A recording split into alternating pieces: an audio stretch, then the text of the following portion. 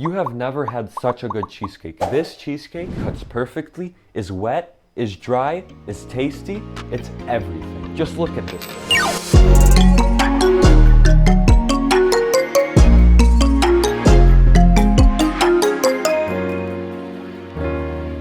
What's up everyone, welcome back to the Polish American Kitchen.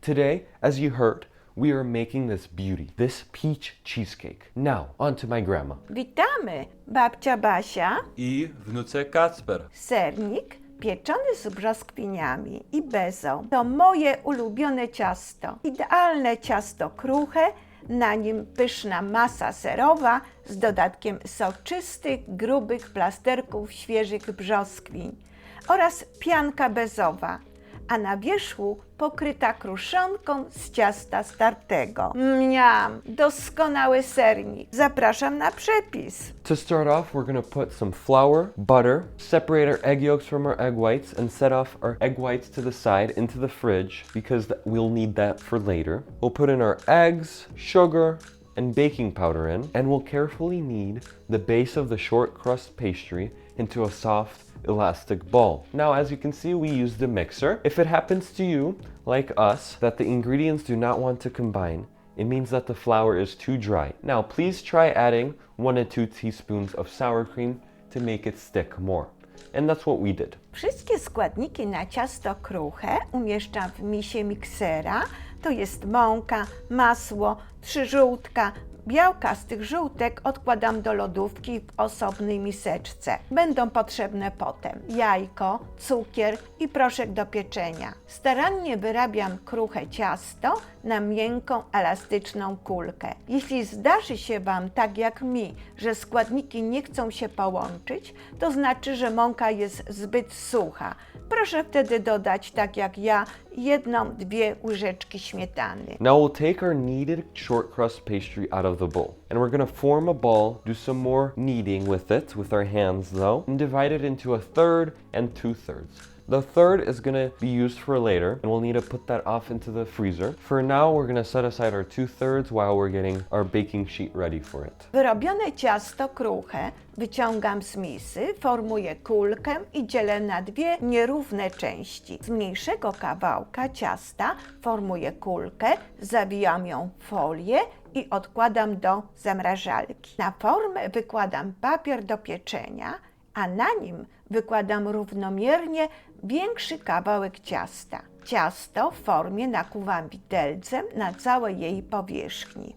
Line a baking sheet with parchment paper and place the larger piece of dough evenly over it. Prick the dough all over with a fork. Now, while we're doing this, preheat your oven to 100 degrees of Celsius or 350 degrees of Fahrenheit and place the dough in there and bake for about 10 to 15 minutes. The baking starts. Formę z ciastem umieszczam w piekarniku nagrzanym do 180 stopni Celsjusza, to jest 350 stopni Fahrenheita, i podpiekam spód przez około 10-15 minut. Now, onto the cheese mass. No wasting time. Add your ground cheese from the bucket, pudding powder, melted butter, sugar, a whole egg, and yolk to the mixer bowl. And add the egg white to the previously put aside bowl. Teraz zajmę się przygotowaniem masy serowej. Do misy miksera dodaję kolejno zmielony ser z wiaderka, proszek budyniowy, roztopione masło, cukier, całe jajko oraz żółtko, a białko dodaję do wcześniej odłożonych białek. Całość dobrze miksuję w robocie, a potem wykładam na podpieczony kruchy spód. Now we'll mix, and we should mix it very well before putting it on our baked crispy bottom. Now once those 10 to 15 minutes are over, we're gonna place our cheese mass on evenly. Umyte brzoskwinie oddzielam od pestek i kroję w grube plastry, które układam na całej powierzchni masy serowej. Now we're gonna take on the peaches part. We're gonna separate the washed peaches from the seeds and cut them into thick slices, as you see here. Which now we're gonna put on the entire cheese surface, just like this. Or you can do it any way. Be creative, it's your recipe, you do whatever you want. You could probably also put in a different kind of fruit, but peaches, oh, please try them. Formę z sernikiem ponownie umieszczam w piekarniku i piekę około 50 minut w w tej samej temperaturze co poprzednio. Now, like I said, the baking begins. We're gonna place this mold with the cheesecake back in the oven and bake for about 15 minutes this time, at the same temperature as before. Na kilka minut przed wyciągnięciem sernika z piekarnika zaczynam ubijać pianę z pozostałych białek. Białka wyciągam z lodówki, wlewam do misy miksera i zaczynam powoli ubijać pianę, zwiększając obroty miksera. Now, 10 minutes before taking out the cheesecake from the oven, we're gonna start whipping up the remaining egg whites. Remember those egg whites from the fridge? Yeah, we'll take them out now.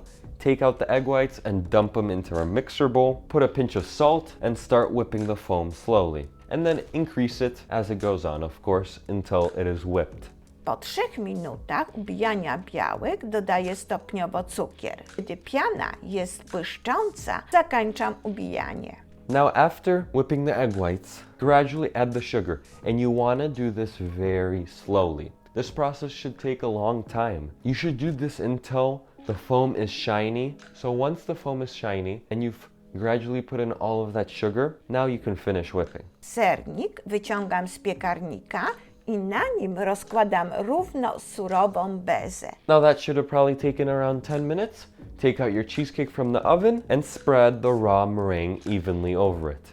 That looks so good already. And eating the raw meringue, ooh. Now remember those dough that's in the freezer right now? Take it out and grate it on large meshes and put it on over the meringue. Odłożony mniejszy kawałek ciasta wyciągam z zamrażalki i na tarce na dużych oczkach ścieram i wykładam na bezę.